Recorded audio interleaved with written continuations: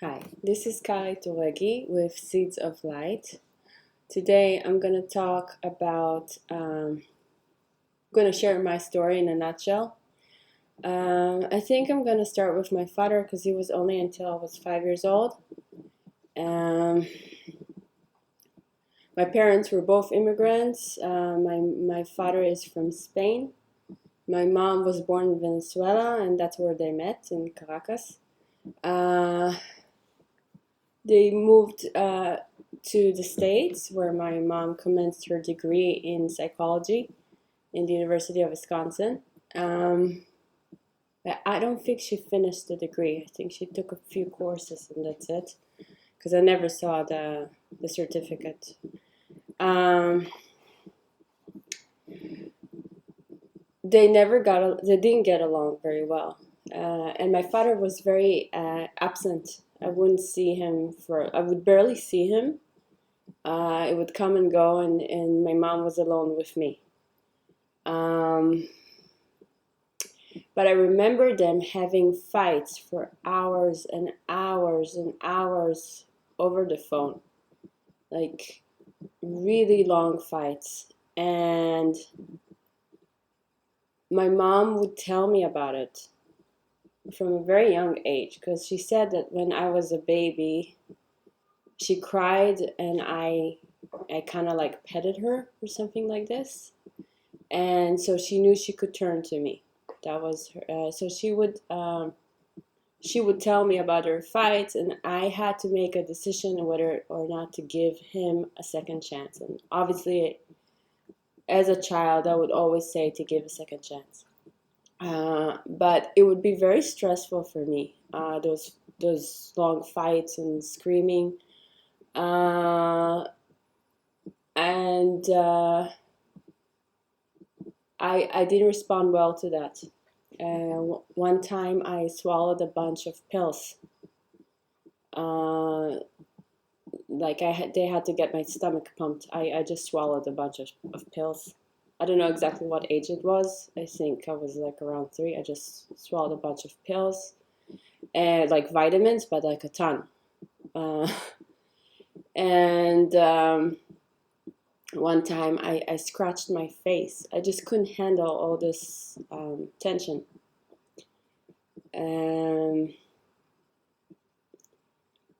My mom was very strict with me until age 5. That I remember. I don't remember her yet being abusive. I just remember her being super stern. Like, I know I was afraid of her. If she told me not to move, I would not breathe. I would just stop my breath and not move. And I know, and she would tell me that she's teaching me in a Spartan way. They both said that they're educating me in a Spartan way. So she would, go to sleep so she can do her exams, and I had to stay in front of the clock. And when the dial hit a certain the time she needed, that's when I would need to wake her up. And she taught me to stay awake by pinching myself until so I won't fall asleep. And so I did. I had a responsibility already from a young age to take care of her. And I remember she would be upset that people were asking about me and not her. She would be upset that people wanted to take me, I don't know, let's say for a trip and not her. And she would be angry at me if I responded to that. I wasn't in daycare at all until I was 5.5 years old when I came to Israel. I wasn't in daycare. I wasn't in any, like, my mom just left me in the house. And at some point, we moved to Chicago, from Wisconsin to Chicago, where my mom and dad were together in the same apartment. That was more towards the end. I remember I think I was around 4 years old. I remember my mom and dad having a game where my dad would ask me to spell my name, Kala Ituragi. And Ituragi is a hard thing to spell. And not that they were sitting with me to teach me how to spell, not that I was in any daycare or anything. I was alone all day with no toys, nothing, except sometimes TV. And I did, of course, I couldn't spell my name. And then they would laugh at me together about how stupid I was. And my dad would pull my hair afterward. I remember that, something like this. My mom would leave me alone with him for many, many hours, or alone, period. I would be in like, I don't know how to say it in English,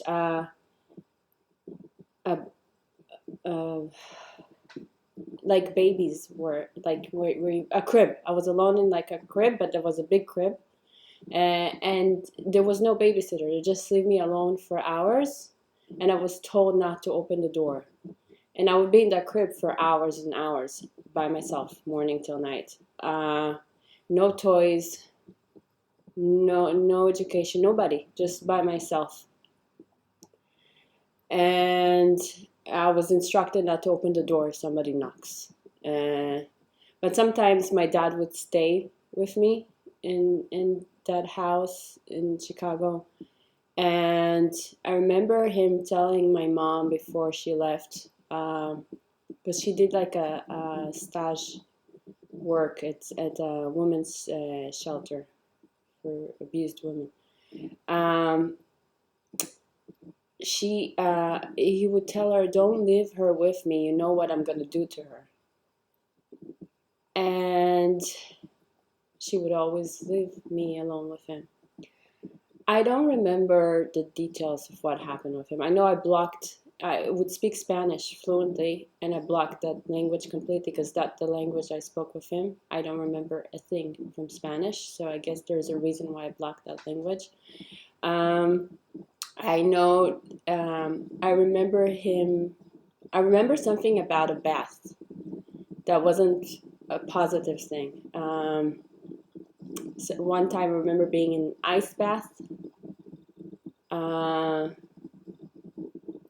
And I think he put me in an ice bath because it was a way to rehabilitate me.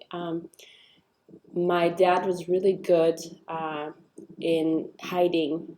Like, let's say he would hit me, and then he would put a potato on it, a cream for hemorrhoids on it, a steak on it, or an ice bath. And that would heal very quickly. So he knew the tricks to get things rapidly healed. But I think there was something like incestuous happening, because he would let me drink wine, and I don't remember beyond that much. I just remember being after that in an ice bath, and for some reason I knew everything about sex before I was 6, like everything. But I don't remember the deed. I just remember certain smells. Anyway, I didn't think much about it, but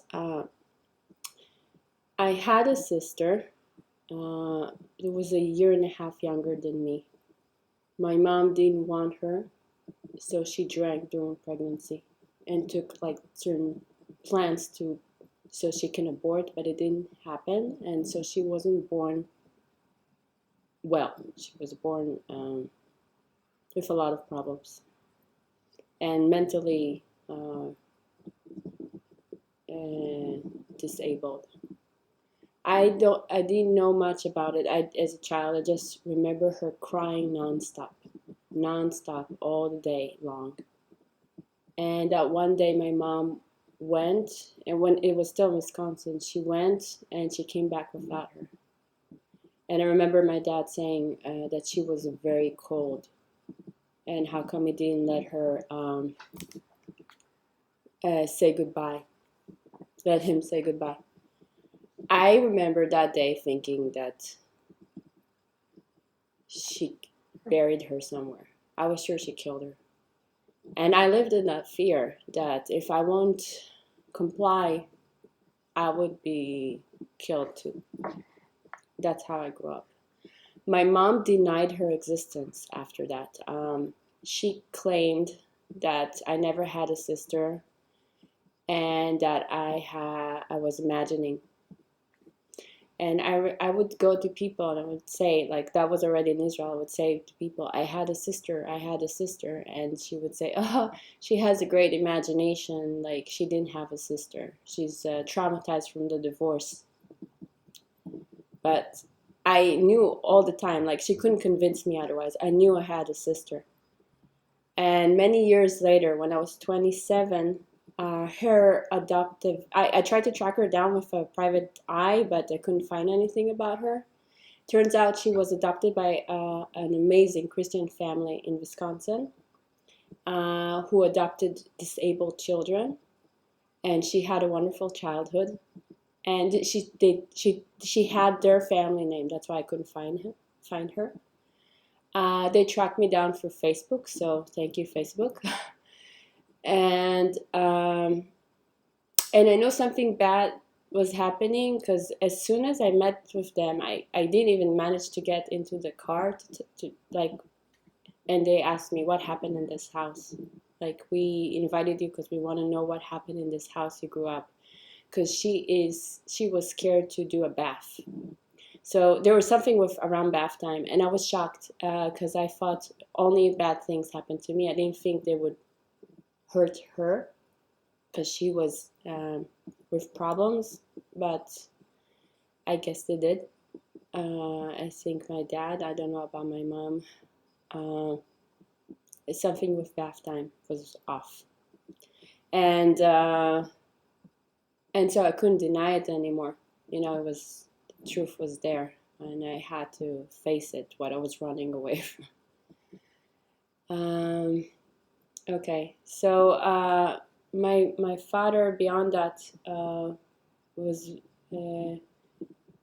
violent. I remember him. He usually would hit me, but I remember one time he was about to hit my mom, and I stood before her to defend her. I said, I think I was 4 years old or almost 5.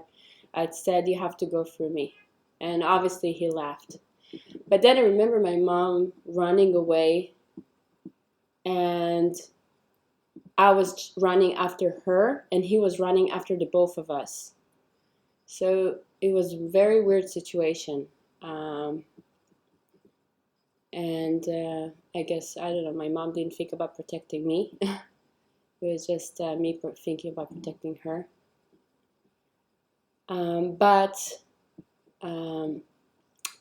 He then grabbed me when she was about to leave the building, and he held I think it was a gun against my temple. She said that it wasn't a gun, that he just punched me really hard and I blacked out. But I remember a gun. Then she came back. But and I don't know, since I was blacked out, I don't know what happened. I don't know if he hit her or not. I know I woke up locked up in the closet, and they were in the living room. I don't know what happened. I hope he didn't hit her, but I really don't know. I know after that she took me and herself to the women's abuse shelter, and she filed for divorce, and he had no visiting rights. And then she went to Israel for a visit, and we stayed in Israel. And he didn't want to come to Israel because Israel is a Jewish country and he's Christian. He was afraid he would be hated or something. And that's it. That was the last I saw of my father. He didn't keep in contact. I remember one time he called and didn't want to talk to me. And And that's what I remember with my father. That's the early childhood until 5 years old.